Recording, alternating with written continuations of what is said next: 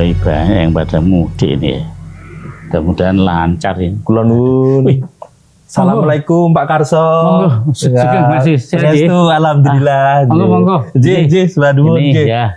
Wah, saya tadi agak kesulitan masuk ke rumah, sudah banyak mobil. Apa ada acara keluarga? Anak-anak sudah pada datang. Oh, alhamdulillah, J. Dalam rangka apa itu? Ya, kan beberapa hari lagi sudah pada. Oh iya. Kan kesini ya mestinya. Oh iya. Mudik ya. Iya. Jadi saya baca di media tadi juga sudah ramai di jalan. Oh iya, benar-benar iya. Nah itu tadi Pak Karso ngendika soal mudik gitu loh. Kan kita lihat fenomenanya jalannya udah mulai rame, keluarga pada berkumpul. Artinya kan mudik itu mesti ada sesuatu makna gitu. Nah itu saya nyuwun dawuh Pak Karso, itu maknanya apa itu kalau dalam perspektif kita itu? Kalau mudik itu artinya kan berasal dari kata udik desa gitu kan. Artinya orang kota ke desa. Menuju ke udik, menuju ke desa, tempat kelahiran gitu. Itu istilah Jawa jane ya. Tapi sekarang menjadi kosakata sudah tidak hanya Jawa tapi juga yang lain-lain pakai seperti itu. Artinya ada proses orang menuju ke kampung halaman, nah itu yang sekian lama tidak pulang terus pulang. Nah ini kebetulan ada masa di mana Hari Raya Idul Fitri ini sudah menjadi kebiasaan orang Indonesia, Mas Is. Jadi seperti anak-anak saya yang pulang ini, ini setahun lah mulai ya. Gitu. Artinya kan di situ mudik itu punya dimensi personal, spiritual dan sosial gitu ya. Leres nih. Jadi secara spiritual karena ini mengakhiri masa ibadah Ramadan puasa, ini bagian juga dari ibadah. Secara sosial tadi misalnya anak-anak mencari orang tuanya gitu ya, ini kan dan kemudian bersilaturahim. Nanti kalau sudah sampai di kampung halamannya, biasanya tidak hanya kepada keluarga tapi juga keluarga dekat dan bahkan mungkin masyarakat yang lebih luas ya, sosial sekitar itu desa, kampung, dukuh atau RW, RT kan biasanya masa kecilnya ada di situ ya. Seperti itulah. Inilah kemudian menjadi tradisi, Pak. Jadi tradisi. Tapi tradisi baik menurut saya. Oh gitu. Itu khas Indonesia. Leres ya. Kemudian kalau dikatakan itu tradisi, sesuatu yang sudah membudaya begitu, apakah mudik ini juga punya dampak-dampak tertentu? Paling tidak merupakan harapan ya.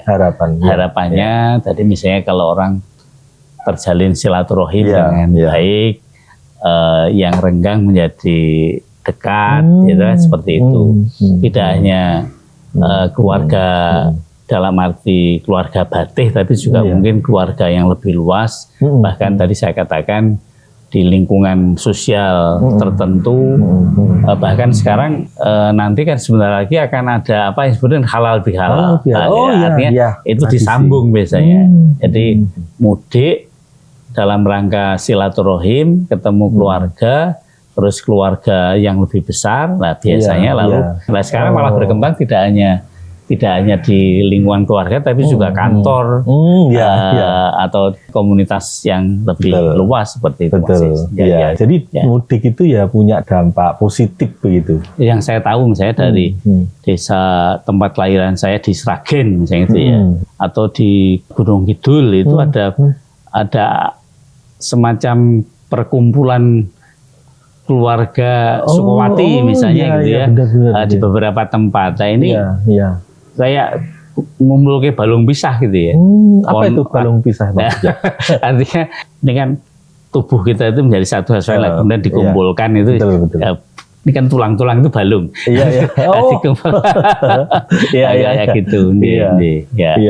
Jadi apa ya, bisa mempererat kebersamaan di antara satu keluarga. Leres. Jadi kan kalau kita lihat juga ada dampak tertentu dari mudik itu, misalnya ekonomi begitu, karena tadi kan melibatkan perjalanan, pertemuan dan sebagainya gitu. Kalau yang secara mikro, misalnya mereka pulang atau mudik tadi itu kan mesti membawa sesuatu. Oh iya, iya. Nah, secara ekonomi bahkan misalnya aspek sosial psikologis ya. Jadi orang itu pulang ingin menunjukkan kepada keluarganya saya berhasil. Lah berhasil itu mungkin ada yang dibawa. Artinya ada transfer uang, perpindahan uang dari kota ke desa, seperti itu ya, itu cukup besar.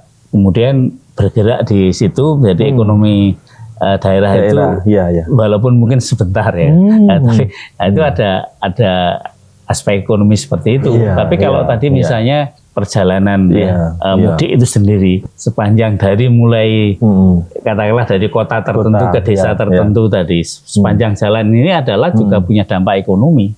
Ini gitu.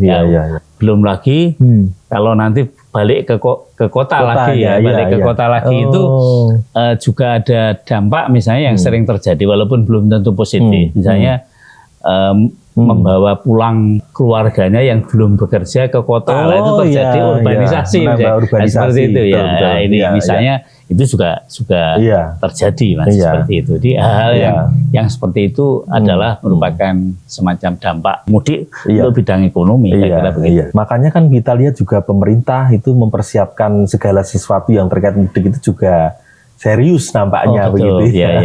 Jadi bagaimana menjamin jalan raya, kemudian sarana transportasi begitu. Terus kalau pemerintah serius ya, karena ini memang hajat orang banyak, hajat orang banyak. Jadi misalnya transportasi, penurunan harga tiket pesawat. Betul. Nah, kayak seperti itu. Oh gitu ya. Ini karena sudah diperhitungkan ada dampak. Sebaliknya yang tadi dari sisi itu diturunkan tapi akan mendapatkan sesuatu yang lebih besar karena seperti itu. Termasuk beberapa perusahaan juga menyelenggarakan mudik gratis gitu. Nah kalau itu menurut saya bagian dari kegiatan CSR lah, Corporate Social Responsibility, tanggung jawab sosial dari perusahaan karena selama 1 tahun mereka dibantu kerja untuk produktivitas yang tinggi lah sekarang hadiah. Kalau hanya membebaskan tiket pulang pergi itu sebenarnya itu ya wajar menurut saya seperti itu. Atau bahkan seharusnya gitu. Seperti itu mas. Tapi intinya kan kemudian mudik ini membawa kita ke suasana untuk menjalin silaturahmi. Betul. Nah itu kalau dikembalikan kepada semangat beragama apa ada tuntunannya begitu yang seperti itu. Ini kan mudik itu sekarang sudah tidak hanya untuk orang Islam, walaupun hari raya Idul Fitrinya untuk orang Islam, tapi mudik itu untuk semua. Jadi tentang pentingnya silaturahim, tentang pentingnya silaturahim itu saya mohon maaf tadi pas membaca Pak Is. Ya ini dalam surat An-Nisa ayat 1 dan bertakwalah kepada Allah dengan mempergunakan namanya. Kamu saling meminta satu sama lain dan peliharalah hubungan silaturahim di antara kamu sekalian. Nah ini yang penting. Sesungguhnya Allah selalu menjaga dan mengawasi kamu yang bersilaturahim. Nah ini misalnya kayak gitu. Betul. Saya kira banyak lagi yang seperti itu. An-Nisa ayat 36 juga misalnya berbuat baiklah kepada kedua orang tuamu, kepada kaum kerabatmu, kepada anak-anak yatim, kepada orang miskin, pada tetangga dekat atau tetangga jauh, teman sejawat, ibnu sabil, dan juga hamba sahayamu. Sesungguhnya Allah tidak menyukai orang-orang yang sombong dan membanggakan diri. Kayak gitu. Itu artinya ada perilaku yang dibimbing oleh ayat-ayat petunjuk dari agama. Dalam hal ini Allah SWT dalam hal ini tadi misalnya Al-Quran, saya kira juga agama yang lain punya ayat-ayat atau petunjuk yang mirip sama, saya kira seperti itu intinya begitu ya. Ternyata mudik ini juga bungkus yang lebih besar adalah mempererat silaturahmi dan itu ada tuntunan agama. Poin-poin utamanya pada silaturahim. Jadi orang mudik sebenarnya didasari dengan ingin bersilaturahim, menyambung silaturahim ya. Tadi istilah Jawanya ngumpul ke balung pisah seperti itu ya. Seperti itu ya. Bahkan hadis Nabi itu mengatakan begini, barang siapa yang ingin dilapangkan rezekinya dan dipanjangkan umurnya, maka hendaklah ia menyambung silaturahim. Ini kelihatannya dibandingkan 2 ayat yang tadi saya sebut dalam surat An-Nisa tadi, ini justru yang kelihatannya sangat mendorong orang. Kan tadi diperpanjang dilapangkan rezekinya, dipanjangkan usianya. Seperti itu ya. Gitu ya. Jadi ternyata walaupun itu tradisi, tetapi sesungguhnya merupakan apresiasi terhadap tuntunan beragama. Betul. Ya, kalau sesuatu itu ada tuntunannya kan artinya orang tidak susah-susah untuk merealisasikan, untuk melakukan, saya kira seperti itu ya. Iya. Kalau pesan Pak Karso sendiri kepada saudara-saudara kita yang mungkin berniat mudik, itu seperti apa? Itu mengusulkan atau menganjurkan, karena orang tua yang menganjurkan dulu.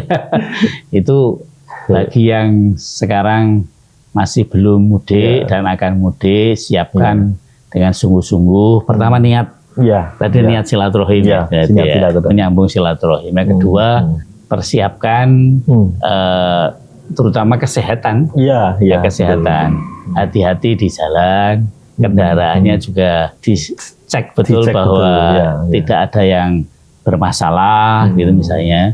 Ini saya bayangkan memang ini 2 hari atau 3 hari sebelum Lebaran tuh ramai sekali, padat sekali bayangan saya seperti itulah ini. Ya kalau pemerintah kan menyiapkan tempat-tempat istirahat ya dimanfaatkan lah menurut saya seperti itu ya. Jadi kalau sedang capek di jalan ya istirahatlah, jangan dipaksakan karena konon katanya anak saya dan adik saya yang pulang itu kalau biasanya karena sudah ada jalan tol Jakarta ke Solo ke Sragen itu biasanya cukup 6 sampai 7 jam. Sekarang katanya kalau bisa 10 jam atau 12 jam itu masih cepat. Nah, seperti itu kan. Bahkan ada yang sampai 17 jam misalnya. Nikmati saja tetapi jangan tergesa-gesa. Jangan lebih-lebih emosi, kira-kira seperti itu ya. Ini penting sekali untuk ya. Nah, nanti kalau sudah sampai rumah ya tadi sesuai dengan niatnya. Ini terutama kepada yang masih punya orang tua. Yang utama kan tadi bahasa Jawa ini sungkem. Sungkem artinya berbakti pada orang tua, minta doa, minta paringi pengestu supaya dikabulkan oleh Allah Subhanahu wa taala. Baik Pak Karso, terima kasih untuk waktunya. Saya juga mau pamit, ini kebetulan mau mudik ini juga. Besok sore sih. Insyaallah. Dari akan matur nuwun. Salam saya nanti untuk